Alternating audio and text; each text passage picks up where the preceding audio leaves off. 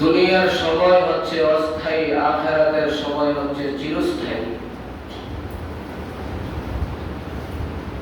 দুনিয়ার জিন্দেগিকে যদি আমি আর আপনি সাজাতে পারি আখিরাতের যে জীবনের শুরু আছে শেষ নাই, আবাদুল আবাদ, যে আখিরাতের মধ্যে আমরা থাকবো, সে আখিরাত আমাদের অনেক সুন্দর হয়ে যাবে যদি দুনিয়ার অল্প সময়ের জিন্দেগিটা, অল্প সময়ের সামান্য কিছু সময় যেটা আছে, এটাকে যদি আমরা আল্লাহ তাআলার হুকুম, রাসূলুল্লাহ সাল্লাল্লাহু আলাইহি ওয়াসাল্লামের সুন্নাহ মোতাবেক আমি আর আপনি আমাদের জীবনটাকে যদি সেইভাবে গঠন করে যেতে পারি। দুনিয়ার জিন্দেগি সাজানোর অনেকগুলো আইটেম আছে। আমাদের ঘর একটা আইটেম দিয়ে সজ্জিত হয় না, অনেকগুলো পণ্য লাগে, প্রোডাক্ট লাগে, তারপরে একটা ঘর সুন্দর সুসজ্জিত হয়। ঘর সাজাতে হলে কিছু রাখতে হয়, আবার কিছু ঘর থেকে বাহির করতে হয়। কিছু রাখার পণ্য, কিছু বাহির করার পণ্য। ইবাদত বন্দেগী এমন একটা আমল, এমন একটা জিন্দেগি, সেই জিন্দেগিটাকে শুধু নামাজ দিয়ে সাজালেই হবে না, শুধু রোজা দিয়ে সাজালেই হবে না। এই জিন্দেগি সাজানোর জন্য অনেকগুলো প্রোডাক্ট, আমল আছে, আমল নামের পণ্য আছে। কিছু আমল আছে, কিছু কাজ আছে করার মতো, কিছু কাজ আছে ছাড়ার মতো। হালাল গুলোকে আঁকড়িয়ে ধরা, হারাম গুলোকে বর্জন করা। হালাল গুলো দিয়ে আমি আমার জিন্দেগিকে সাজাবো, আমার জীবনটা অনেক সুন্দর হয়ে যাবে। যে জিন্দেগি আখিরাত উখরবি জিন্দেগি, সেই জিন্দেগিও আমার সফল হবে, লাআল্লাকুম তুফলিহুন হয়ে যাবে। আমি সফলকাম তখনই হতে পারবো যখন দুনিয়ার জিন্দেগিটাকে আমি আল্লাহ এবং তার রাসূলের কথা অনুযায়ী সাজাবো, জীবনকে পরিচালনা করব।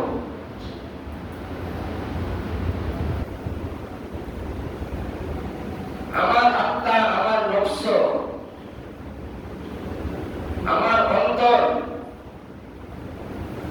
অনেক কিছুই চাবে, তার চাহাত কোনো ছোট নয়। অন্তর অনেক কিছু চায়, তার চাহিদা অনেক। হালালটাকেও চায়, হারামটাকেও চায়। কোন সময় দেখা যায় এই নফস, আত্মা হারাম যেটা, এটাকে বেশি চায়, এটাকে বেশি চায়। জিহ্বা নিয়ন্ত্রণ রাখা, আত্মাকে নিয়ন্ত্রণ রাখা, নিজেকে কন্ট্রোল রাখা, শরীয়তের বাইন্ডিং দ্বারা, বিধি নিষেধ দ্বারা। জিহ্বা, আত্মা, নফস, নিজের চোখের হেফাজত, যতদিন পর্যন্ত এগুলো নিয়ন্ত্রণ না করতে পারবো, আমার নামাজ ঠিক, তারপরও আমি নিয়ন্ত্রণহীন, কারণ আমি হারাম খাই। কি খাই? হারাম। আমি নামাজ পড়ি, রোজা রাখি, হজ করি,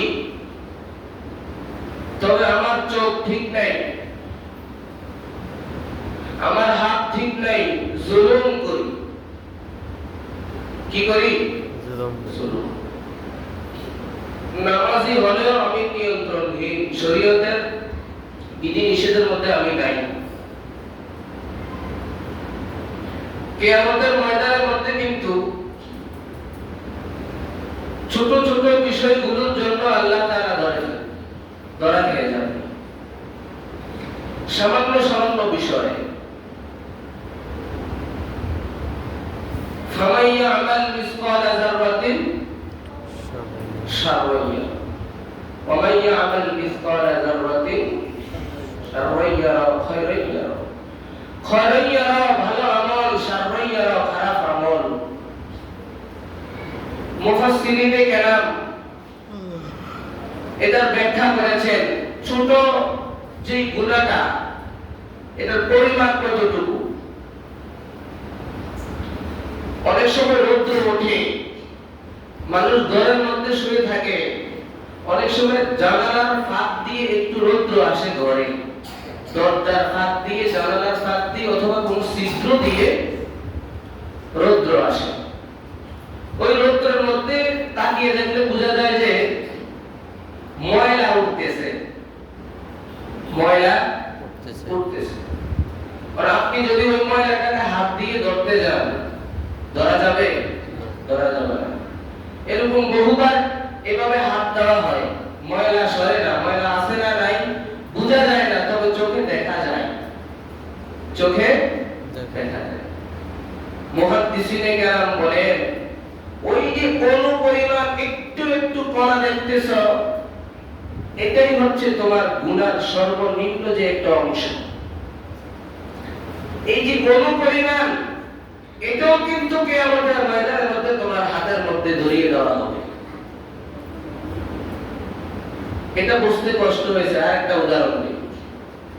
আমরা গোসল করার পরে লুঙ্গিটাকে যখন তারের মধ্যে দিতে যাই, ভালো করে নিংড়ানোর পরে একটা ঝাড়া দিত, ঝাড়া দেওয়া হয়, ঝাড়া দেওয়া হয়। ওই ঝাড়া দেওয়ার পরে যে সামান্য একটু পানির মতো বোঝা যায়, এভাবে ঝাড়া দিলে এটাকে অণু বলা হয়।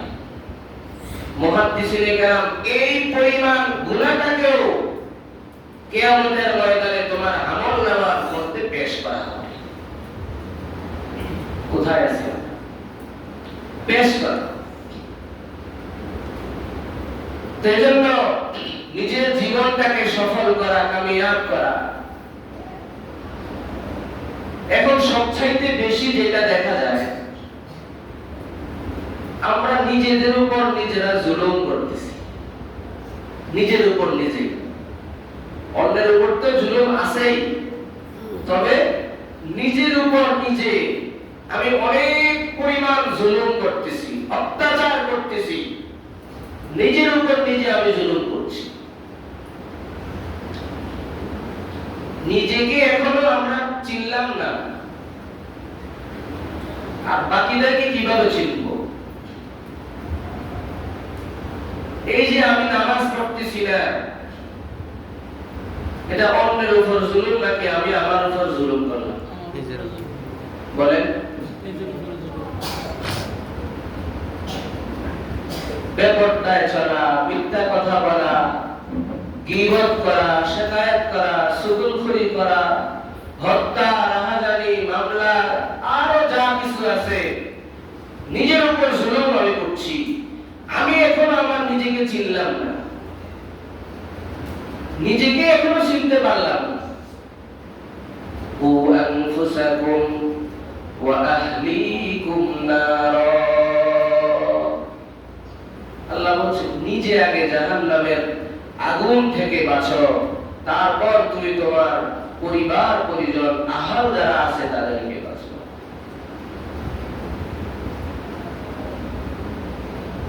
নিজেকে আগে আমরা চিনি। কেন আল্লাহ তাআলা আমাদেরকে পাঠাইলেন, কোন উদ্দেশ্যে পাঠাইলেন, কি করতেছি আমরা, দুনিয়ার হায়াতটাকে কিভাবে কাটিয়ে দিচ্ছি,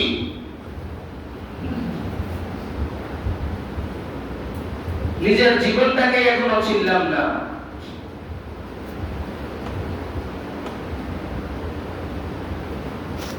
আল্লাহ রাব্বুল আলামিন সমস্ত মানুষদেরকে সতর্ক বানিয়ে দিয়ে শোনাইতেছে, বলতেছে, তোমরা নিজেরা সতর্ক হয়ে যাও। জাহান্নাম নামক একটা জিন্দেগি জিন্দেগিতে আছে, জীবনে আছে কোরআন শরীফ, সেই জীবনটাকে তোমরা সামনে রাখো, এটাকে রেখে তুমি তোমার জীবনকে পরিচালনা করো। কিয়ামতের ময়দান যে বিচার হবে অনেক ভয়ঙ্কর, অনেক ভয়ঙ্কর। আমরা যে মনে করি শুধু মানুষের বুঝি বিচার হবে, না ভাই, শুধু মানুষের বিচার নয়, গরু ছাগল জীব জন্তু যে আপনি দেখতেছেন এগুলোর বিচার হবে। এগুলো কি হবে? এগুলোর পর্যন্ত বিচার হবে। আজকে তো আমরা জুলুম করতে একটু দ্বিধাবোধ করি না, অন্তর কেঁপে ওঠে না, অথচ আসমান কাঁপে আমি যে জুলুম করি। আমার আত্মা কাঁপে না, জমিন কাঁপে আমি যে জুলুম করি আর গুনাহ করি। জমিন তো প্রতিদিন আল্লাহ তাআলাকে বলে, আল্লাহ আপনি একবার মাত্র হুকুম দেন আমি তাকে খায়া ফেলি। আল্লাহ বলে যে সেটা আমার বান্দা, হে জমিন তোর বান্দা হলে তুই খায়া ফেল।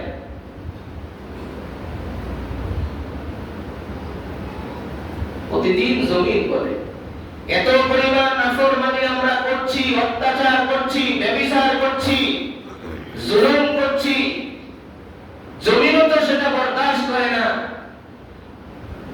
জমিনও কান্না করে, আসমানও কান্না করে, অথচ আমরা শুনতে পাই না।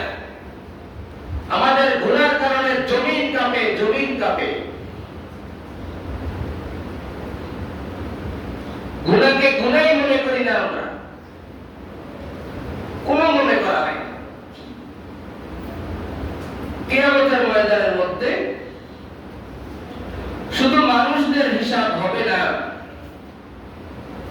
জিন, ইনসান, অন্যান্য জাতি যেগুলো আছে এগুলো আল্লাহ তাআলা হিসাব করবে। ইন্না আনযারনাকুম আযাবান করিবা, আনযারনাকুম আযাবান করিবা, এই যে আযাব হবে এটা অত্যন্ত নিকটে, নিকটে, করিব, অনেক নিকটে, তোমাদের সামনেই সেই আযাব, তোমাদের সামনেই। ইয়াউমা ইয়ানজুরুল মার'উ মা কদ্দামাত ইয়াদাহ, কিয়ামতের ময়দানে সমস্ত আমলগুলো আমরা দেখতে পারবো এবং কি যার যার হাতের মধ্যে দিবে, হাতের মধ্যে দিবে। ওয়ায়াকুলুল কাফিরু ইয়া লাইতানি কুনতু তুরাবা, ওয়ায়াকুলুল কাফির, কাফিররা তখন বলবে ইয়া লাইতানি কুনতু তুরাবা, হায় আমি যদি মাটি হয়ে যাইতাম, আমি যদি মাটি হয়ে যাইতাম। মানুষের বিচারের আগে আল্লাহ তাআলা আগে অন্যান্য জীব জন্তু যেগুলো আছে এগুলোর বিচার করবেন। এক ছাগলের শিং নাই, আরেক ছাগলের শিং আছে। তাফসীরের মধ্যে লিখছে, তাফসীরে আনওয়ারুল কোরআন, সেটার মধ্যে পেয়ে যাবেন। ওটার মধ্যে লিখছে এক ছাগলের শিং নাই, আরেক ছাগলের শিং আছে। যার শিং আছে সে যার শিং নাই ওই ছাগলকে দুষা মারছে। তো কিয়ামতে আল্লাহ তাআলার দরবারে শিং না থাকনে ওয়ালা সেই প্রাণীটা দাঁড়িয়ে আল্লাহ তাআলার দরবারে তার বিরুদ্ধে মামলা দিবে। এক গরু আরেক গরুর উপরে প্রস্তাব পায়খানা করে দিছে, হাসির কথা নয়। কিয়ামতের ময়দানে আল্লাহর দরবারে মামলা দিবে। এক গরু আরেক গরুকে লাথি দিছে, তার বিচার হবে। আল্লাহ তখন তার শিং নাই, তার শিং দিবে, বলতে যে যাও তোমাকে একটা দিছে তুমি একটা দোষা মারো, দুইটা দিছে তুমিও দুইটা মারো। বিচার যখন শেষ হয়ে যাবে তখন আল্লাহ তাআলা বলবে কি তুতুরবা, যাও তোমরা এবার মাটি হয়ে যাও, তোমাদের বিচার এখানের মধ্যেই শেষ, এখানেই শেষ। এই বিচারটা যে করতেছে মানুষের সামনে, ইনসানের সামনে, ইনসান দেখতেছে তো ইনসান দেখতেছে। এবার ইনসান মানুষ আফসোস করে বলতেছে, ওয়ায়াকুলুল কাফিরু ইয়া লাইতানি কুনতু তুরাবা, হায় আজকে যদি আমি ছাগল হইতাম, ছাগলের মতো মাটি হয়ে যাইতাম, আমি যদি গরু হইতাম, গরুর মতো আমিও মাটি হয়ে যাইতাম, আমি যদি হিংস্র প্রাণী হইতাম, আমিও তাদের মতো মাটি হয়ে যাইতাম, আমার আর এত বিচার হতো না, এত বিচার হইতো না। কুরআনের কথা, লাগামহীন চলছি, জুলুম অত্যাচার করছি, নিজের উপর জুলুম করছি, অন্যের উপর জুলুম করছি, ইনসাফ নাই, জুলুম। অথচ আল্লাহর নবী বলছেন, আয-যুলমু যুলমাল ইয়াউমাল কিয়ামা, কিয়ামতের দিন জুলুমটা ভীষণ অন্ধকার হয়ে দাঁড়াবে, ভীষণ অন্ধকার। জুলুমের কালা চশমা পরিধান করানো হবে, সেখানে যা যা করা হয়েছে সব কিছু সামনের মধ্যে চলে আসবে। এজন্য আমার আর আপনার দ্বারা যেন বিন্দু পরিমাণ, সামান্য পরিমাণ একটু জুলুম না হয়, কথার দ্বারা যেন আরেক ভাই কষ্ট না পায়, সেটাও খেয়াল রাখা। আজকে আমার ক্ষমতা আছে, যার বলে রিক্সা ড্রাইভারকে দুটা লাগাইয়া দেই, অটো ড্রাইভারকে দুটা লাগাইয়া দেই, ধমক দেই। তোমার এই ক্ষমতা মেম্বার চেয়ারম্যান পর্যন্ত কিন্তু যায় না, তার এই ক্ষমতা যায় না, বলে যায় না, তার এই ক্ষমতা ওইটুকু পর্যন্ত যায়। অন্যান্য মালদার পার্টি যারা আছে ওই পর্যন্ত যায় না। নিরীহ ব্যক্তির উপর জুলুম করতে সবাই মজা পায়, সবাই ভালো লাগে, সবাই ভালো লাগে। সমাজের গরিব লোক, তার কেহ নাই, তার উপর জুলুম করতে সবাই ভালো পায়, সবাই কি পায়? ভালো পায়। যে পারে না সে একটা বাঁকা কথা বলে, যে পারে না, যার শক্তি নাই, সেও এসে একটা ঘুষি দেয়, তাই তো? এটা জুলুম। আল্লাহ রাসূল সাল্লাল্লাহু আলাইহি ওয়াসাল্লামের জীবনে কখনো এই সমস্ত বিষয় ছিল না। যখন একেবারে ছোট, হালিমাতুস সাদিয়া রাসূলের দুধমা, দুধ পান করতেন, এক স্তন থেকে দুধ পান করত, অন্য স্তনে মুখ লাগাতেন না। যখন বড় হইল, রাসূলকে জিজ্ঞাসা করলে রাসূলুল্লাহ সাল্লাল্লাহু আলাইহি ওয়াসাল্লাম বলেছেন, আমি এক স্তন থেকে দুধ পান করতাম, অন্য স্তন থেকে দুধ পান করতাম না। তার কারণ হচ্ছে আমারও তো আরেকটা দুধ ভাই আছে, দুধ ভাই আছে। দুই স্তন থেকে যদি আমি দুধ পান করে ফেলি, আমার আরেক ভাইয়ের উপর জুলুম হবে, এজন্য আমি আরেক স্তন থেকে দুধ পান করতাম না। শুধু কি তাই? ওই সময় তো ছোট ছিল, ছোট। উহুদের যুদ্ধ, কথা শুনবে, কোন যুদ্ধ? উহুদের যুদ্ধ। যুদ্ধের ময়দানের মধ্যে রাসূলুল্লাহ সাল্লাল্লাহু আলাইহি ওয়াসাল্লাম হাতের মধ্যে একটা লাঠি নিলেন, লাঠি নিয়ে দাঁড়িয়ে কাতার সোজা করতেছে, সাহাবায়ে কেরামদেরকে কাতার সোজা করতেছে, এইভাবে বলে বলে কাতার সোজা করে। যুদ্ধের মধ্যে যাবে, অনেক যুবকদের যুদ্ধের কথা শুনলে অথবা জজবা আসলে নিজেকে স্থির রাখতে পারে না, এমন হয় না? বিকট আওয়াজ দেয়, ঠিক না, এটা কি, অনেক আওয়াজ আসে। তো ওই সময় যখন আলোচনা করলেন, কাতার সোজা করতেছে, সাহাবী স্থির নেই, এখানে যায় ওখানে যায়, ইমানি জজবা। রাসূলুল্লাহ সাল্লাল্লাহু আলাইহি ওয়াসাল্লাম ওই সাহাবীকে এইভাবে একটা হালকা ভাবে একটা ধাক্কা দিয়ে বলতেছে, ঠিক হয়ে দাও, ঠিক হয়ে দাও।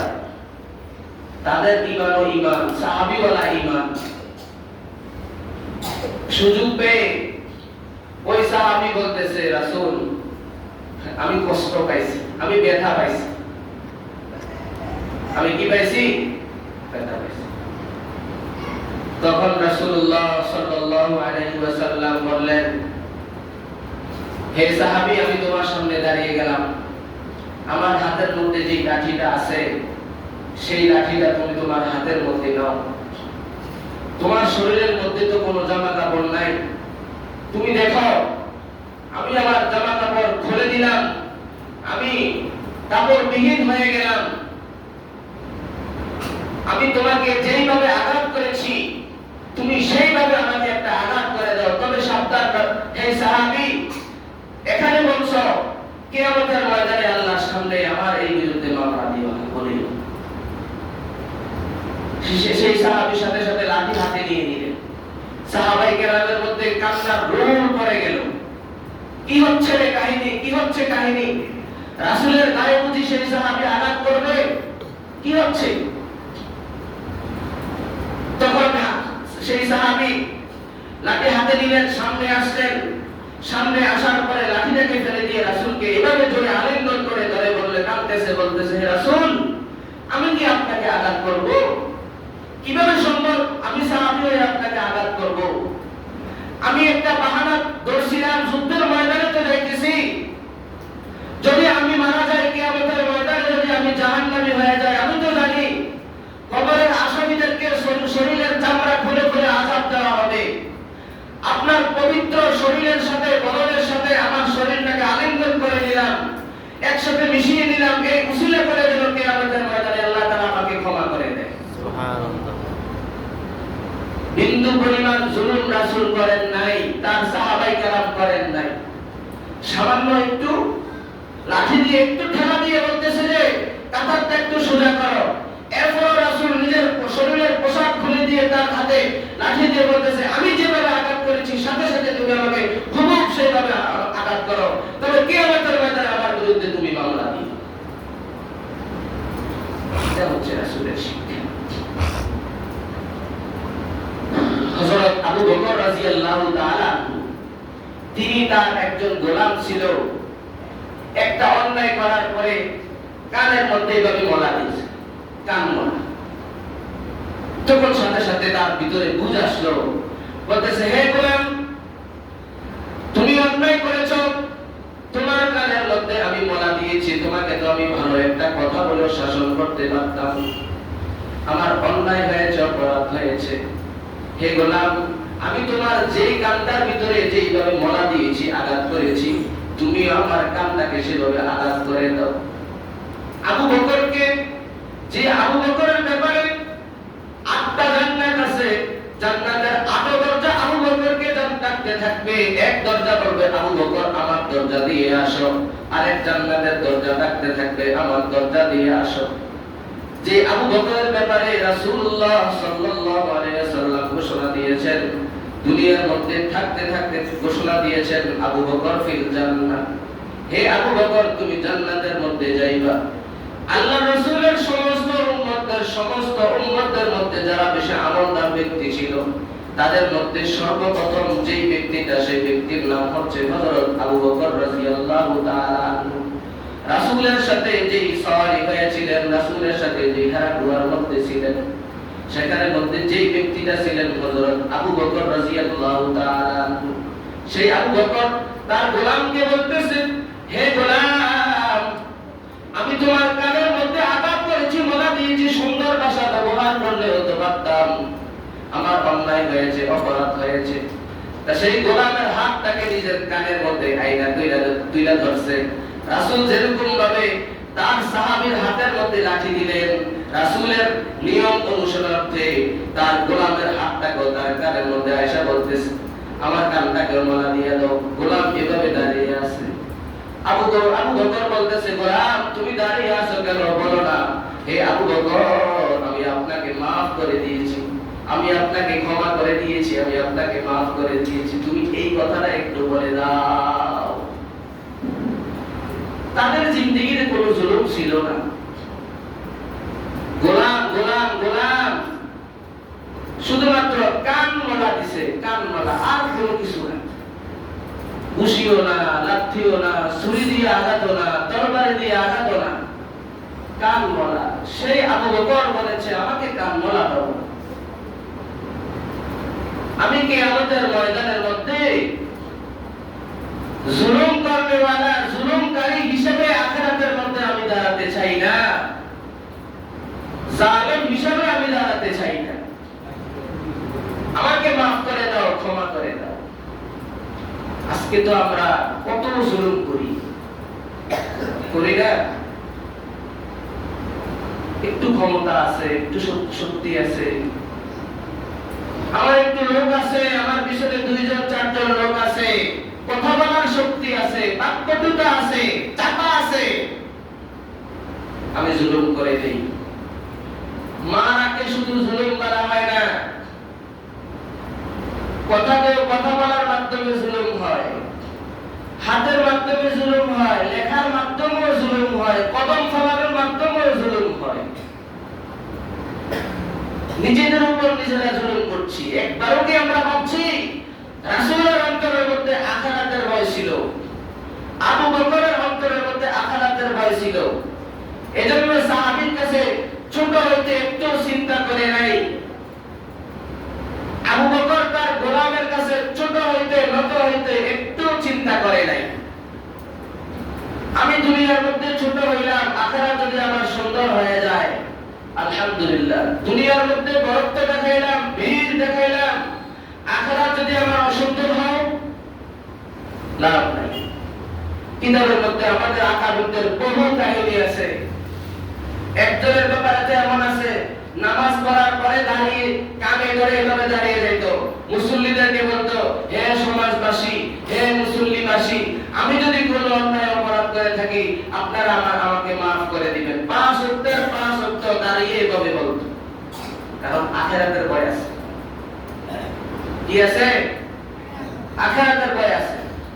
এখন আমি তো অন্যায় করেছি, সেই অন্যায়টাকে আমি স্বীকারোক্তি দিব দূরের কথা, অন্যায়টাকে কিভাবে ঢাকা যায়, ঢাকার জন্য আর 10টা অন্যায় করে, আর 10টা জুলুম করে, আর 20টা জুলুম করে, করে না? করে না? আর জুলুমাতুন ইয়াউমাল কিয়ামah, কিয়ামত এত সহজ না, এত সহজ না। ওই রাসূল থেকে আর সাহাবী থেকে আমাদের শিক্ষা নেওয়া উচিত। বিন্দু পরিমাণ, এক টুকরো পরিমাণ, 1 ইঞ্চি পরিমাণ আমরা জুলুম করব না ইনশাআল্লাহ। বলেন ইনশাআল্লাহ। জুলুমের পরিণতি ভালো হয় না, জুলুমের পরিণতি ভালো হয় না। দুনিয়ার মধ্যে আল্লাহ তাআলা পরিণতি দেখায়া দেয়। এই পর্যন্ত কেউ জুলুম করে টিকতে পারে না, ইতিহাস সাক্ষী। কেউ জুলুম করে টিকতে পারে নাই, ইতিহাস সাক্ষী আছে। বড় বড় নেতা যারা আছে, এমপি মন্ত্রী যারা আছে, তাদের দিকে আমরা একটু তাকাই। কি পরিমাণ জুলুমের, অত্যাচারের স্টিম রোলার চালিয়েছে মানুষদের উপরে, আলেমদের উপরে, সাধারণ নিরহ জনগণদের উপরে। আল্লাহ তাআলা ছাড় দেয়, ছেড়ে দেয় না। আমি মনে করি আমি ভালো খাই, আমি সুস্থ আছি, আমার পিছনে লোক আছে, আমি আলহামদুলিল্লাহ চলতেছি। এক সময় সেই জুলুমের গর্তের মধ্যে আপনার পড়তে হবে, গর্তের মধ্যে পড়তে। আমি হাজার কষ্টে থাকি, আমি না খেয়ে থাকবো, আমি রোজা থাকবো, কেন আমি অন্যায়ের সাথে আপোষ করব? কেন আমি জুলুম করতে যাব? বলেন, কেন আমি জুলুম করতে যাব? কেন আমি হারাম খাইতে যাব, হারাম কাজ করতে যাব? রোজা থাকবো প্রয়োজনে, তারপরে হারাম জিনিসকে ভক্ষণ করব। কি বলে? এমন স্পৃহা, এমন ঈমানের তাকিদ যদি না আসে, আমার আখিরাত কিন্তু ভয়ঙ্কর হবে, আমার আখিরাত ভয়ঙ্কর হবে। আমি নিজে একটু চিন্তা করি, আমি কি কি জুলুম করতেছি, আমি আমার নিজের উপর কত জুলুম করতেছি, আমি একটু চিন্তা করি। অন্যায় ভাবে কারো উপর জুলুম করতেছি কিনা, অন্যায় ভাবে কারো হক গুলো আমি ভক্ষণ করতেছি কিনা, খাইতেছি কিনা, অন্যায় ভাবে কারো উপর থাপ্পড় মারতেছি কিনা, অথবা কারো উপর অন্যায় ভাবে তুহমত দিতেছি কিনা, মিথ্যা কথা, এরপরে কি আপনার গীবত, আরো যা যা কিছু আছে, এগুলো আমি অন্যায় ভাবে করতেছি কিনা একটু ঠিক। ওই লোক না জানো, ওই লোক না শোনো, ওই লোক না দেখো, আমি আমারটা দেখবো, আমি করতেছি কিনা। গুনাহ কি? গুনাহ কি একেবারে সাধারণ বাংলা ভাষায় যেটাকে বলে গুনাহ কি, যে কাজটা অন্যের সামনে করতে নিজেকে অপরাধী মনে হয়, এটার নামে গুনাহ। এটার নাম কি? যে কাজটা অন্যের কাছে, মানে আমি এই কাজটা করতেছি, অন্য কেউ দেখলে আমাকে অপরাধী ভাববে, খারাপ ভাববে, ভাববে, এইটা যদি আমার ভিতরে আসে, এটাই হচ্ছে গুনাহ। এটা কি? অন্যায় কাজ। এটা থেকে আমরা বেঁচে থাকি, নিজেকে বাঁচাই, নিজেকে বাঁচাই। শুধু তাহাজ্জুদ পড়লাম আর আল্লাহর দরবারে অঝরে কাঁদলাম, অঝরে কাঁদলাম, শুধু কান্নাকাটি করলাম, ইবাদত বন্দেগী করলাম, মাঝে মাঝে একটু অন্যের উপর জুলুম করলাম, হবে না, হবে না। প্রকৃত ওলিকে প্রকৃত ওলি কাকে বলে? বুজুর্গ কাকে বলে? ওলি কাকে বলে? হালালকে হালাল, হারামকে হারাম, কোন কিছুর বদলে হারামকে গ্রহণ করে না। ইবাদত বন্দেগী, আমল আখলাক, এটা নিজের ফায়দা, আপনার মর্যাদাকে বৃদ্ধি করবে, জান্নাতকে উন্নত করবে, জান্নাত উন্নত করবে, এটা আছে। আর একটা হচ্ছে হালালকে মানা, হারামকে মানা। এগুলো মানলে জান্নাত আগে ঠিক করা, আমার জায়গাটা 3 ঘন্টা আছে কিনা এটাকে আগে ঠিক করি, এরপরে সাজানো, এরপরে কি করব? সাজানো। ঈমানকে আগে ঠিক করেন, হালালকে হালালের রাস্তায় রাখেন, হারামকে হারামের রাস্তায় রাখেন, আপনার ঈমান ঠিক করেন, আগে জান্নাত যে আছে এটাকে আপনি ঠিক করেন, তারপর তাহাজ্জুদ করেন, একটু কাঁদেন, নফল করেন, সদকা করেন, রোজাদারি করেন। এই যে আপনার 3 ঘন্টা আছে, এরপরে আপনি এটাকে সাজান, বিল্ডিং দেন, এসি লাগান, এই করেন, সেই করেন, আগে জায়গা ঠিক করেন, এরপরে সাজান, আগে জান্নাত ঠিক করেন, জান্নাতটাকে এরপর আমল দিয়ে সাজান, আমল দিয়ে সাজান। হাজার ইবাদত বন্দেগী করলাম, অন্যের হক, মিথ্যা কথা, জুলুম, ব্যভিচার, এগুলো যদি করে যাই, এগুলো আমাদের আখিরাত সুন্দর হবে না, বরবাদ হয়ে যাবে। মানুষেরও বিচার হবে, পশু পাখিরও বিচার হবে। মানুষের বিচারের আগে পশু পাখিদের বিচার হয়ে আল্লাহ তাআলা বলবে, তোমরা কি হয়ে যাও? মাটি হয়ে যাও। তখন মানুষ আফসোস করে বলতে থাকবে, ওয়ায়াকুল কাফির, জাহান্নামীরা বলবে, কাফেররা বলবে, ইয়া লাইতানি কুনতু তুরাবা, হায় আমিও আজকে যদি তাদের মতো মাটি হয়ে যাইতাম, মাটি হয়ে যাইতাম। ওই সময় আফসোস করব আমরা, কোনো কাজে আসবে না। আফসোস করার সময় হচ্ছে দুনিয়া, আফসোস করার সময় হচ্ছে দুনিয়া। যে যেখানে থাকেন, যে কাজ করেন, আমার কোনো বাধা নাই, 5 ওয়াক্ত নামাজ আপনি পড়েন, এই মসজিদে এসে পড়তে হবে কোনো না, আপনি যেখানে থাকেন সেখানে থেকে আপনি নামাজটাকে আদায় করেন, আদায় করেন। আল্লাহর ভয়টা একটু আমরা অন্তরের মধ্যে ঢুকি। কত সময় অপচয় হয়ে যায়, কত সময় আমরা ব্যয় করে দিই।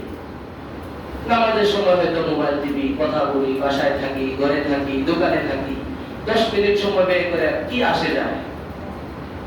কোন ব্যক্তিকে আযানে অস্থিরতা করে কখন মসজিদে আনবে, আবার কোন ব্যক্তিকে নামাজ ভুলিয়ে দেয়, আরে এখন পড়ব না, পরে নিব, অথবা না পড়লে কি করে। কাউকে অস্থির করে দেয় মসজিদে আনার জন্য, কাউকে অস্থির করে মসজিদে না আনার জন্য। এগুলো করলে নিজের উপর নিজে জুলুম করলাম। রাজি আছেন ইনশাআল্লাহ? আল্লাহ তাআলা আমাদের সবাইকে কবুল ফরমান, হক হালাল মেনে নিজের জিন্দেগিকে সুন্দর করে, আখিরাত নামক জিন্দেগিকে একেবারে আবাদুল আবাদ যে জিন্দেগি আছে সেটাকে সুন্দর করার তৌফিক দান করেন। যারা সুন্নাত আদায় করে নেই, সুন্নাত আদায় করে নেই।